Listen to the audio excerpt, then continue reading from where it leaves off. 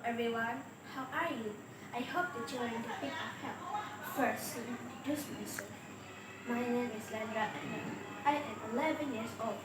I am studying in Sekolah Jenis Pembaca and Secara. My hobby is reading. Now, I would like to introduce to all of you one of the books that I love to read. The title of the book is Robinson Crusoe. The author who wrote it is Pertandingan. It has 64 pages. It is a fiction book. This book is about Robinson Crusoe. As a young and impulsive foreigner, defied his parents over the sea.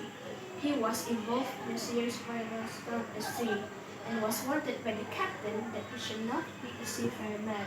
Ashamed to go home, Crusoe boarded another ship and returned from a successful trip to Africa.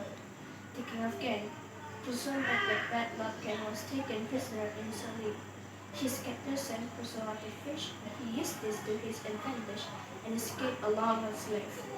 He was rescued by a Portuguese ship and started a new adventure. He landed in Brazil, and after quite some time, Crusoe became the owner of a plantation, hoping to increase his wealth by buying slaves. He aligned himself with other planters and undertook a trip to Africa in order to bring back a shipment of his life. After surviving the storm, Crusoe and the others were shipwrecked. He was thrown upon shore, only to discover that he was a sole survivor of the wreck.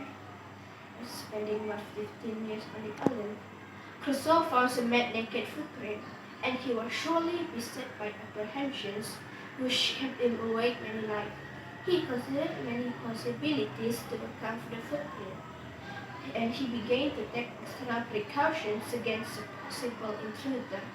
Sometime later, Crusoe was horrified to find human bones scattered about the shore, eventually the remains of a savage beast. He was plucked again with new fear. He explored the nature of cannibalism and debated his right to interfere with the costume of another race.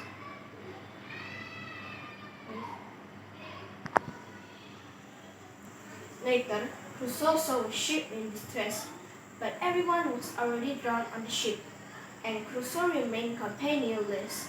However, he was able to take many provisions from this newly erected ship.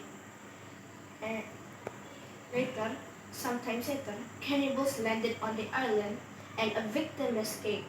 Crusoe saved his life, named him Friday, and taught him English. Friday soon became Crusoe's humble and devoted slave. Crusoe returned to England and found out that in his absence he had become a very wealthy man. After going to Lisbon to handle some of his affairs, Crusoe began an overland journey back to England. Crusoe and his company encountered many hardships in crossing the mountain, but they finally arrived safely in England. Crusoe sold his plantation in Brazil for a very good price, married, and had 3 children. Finally, however, he was persuaded to go on yet another voyage, and he visited his old island where there were promises of new adventure to be found in a later account. Thank you.